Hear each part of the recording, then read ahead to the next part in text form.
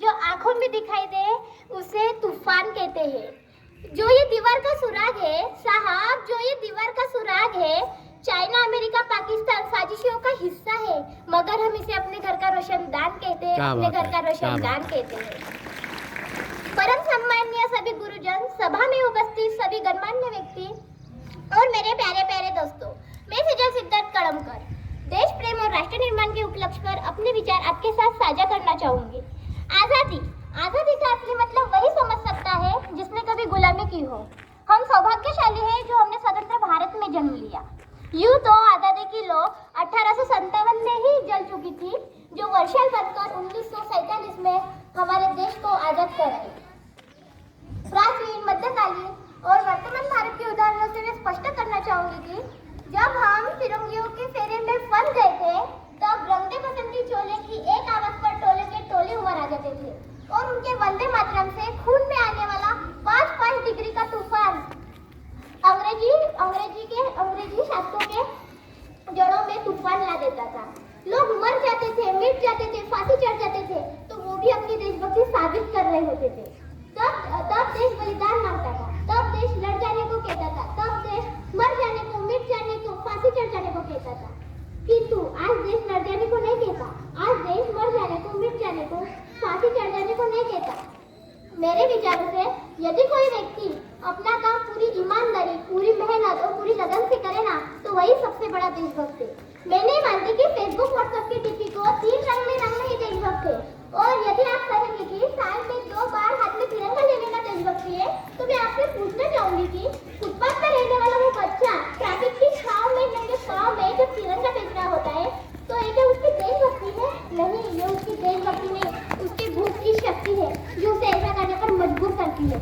अपने परिवार, अपने समाज, अपने देश के लिए समर्पण का भाव है ये देशभक्ति। और हर एक देशद्रोही के जीवन में आने वाला तूफान है हमारी सच्ची देशभक्ति। लेकिन एक देशद्रोही से ज्यादा देशभक्ति तब आहत होती है जब एक बेटा अपने बूढ़े माँ बाप को वृद्धाश्रम के चौखट पर छोड़ाता है। करा उठती है वो देशभक्ति जब इंसानों को बचाने से ज्यादा हम सेल्फी लेकर अपने लाइफ बढ़ाने में लगे रहते हैं। बहुत बढ़िया। आज के इस दौर के जो युवा जिनके ऊपर जिम्मेदारी है अपने समाज, अपने देश के आशाओं को बांधे रखने की, वही युवा सेल्फी लेने में बिजी है। और आज मुझे हमारे समाज में नजर आता है कि पत्थर की मूरत को लगते हैं 56 भोग, पत्थर की मूरत को लगते हैं 56 भोग, भूखे नंगे तड़पते सो जाते हैं लोग, भूखे नंगे तड़पते सो जाते हैं लोग। मजदूर को मजदूर कहिए, मजबूर नहीं, मजदूर को मजदूर कहिए, मजबूर नहीं, गरीब को काम दीजिए, दान नहीं। अगर दान ही देना है तो जीते जी रक्तदान दीजिए और मरने के बाद अंगदान देकर उस मरते हुए को जीवन दान दीजिए। यही हमारी सच्ची देशभक्ति और यही हमारा सच्चा राष्ट्र प्रेम है। ना सरकार मेरी है, ना रब मेरा है, ना सरकार मेरी है, ना रब मेरा है और ना ये बड़ा सा नाम मेरा है। बस इतनी सी बात का गुरूर है मुझे, मैं भारत की हूँ और ये भारत मेरा है और ये भारत मेरा है। परंतु एक वैचारिक बीमारी मुझे हमारे समाज में नजर आती है।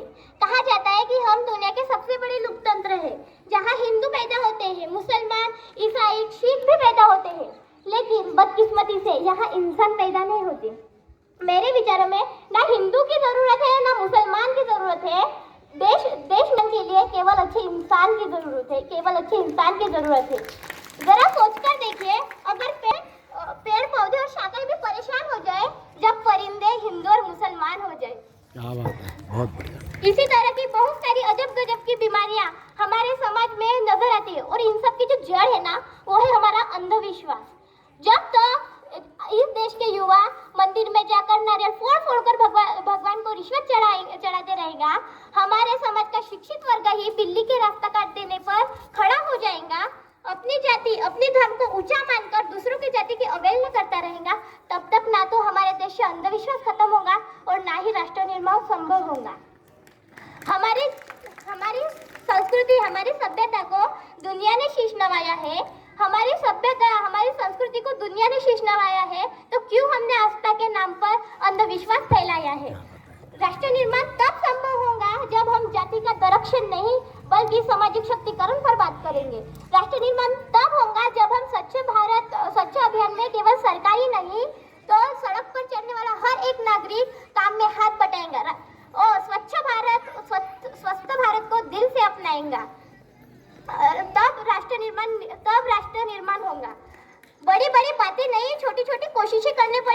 क्योंकि ठोकर हमें पहाड़ों से नहीं पत्थरों से लगा करती है।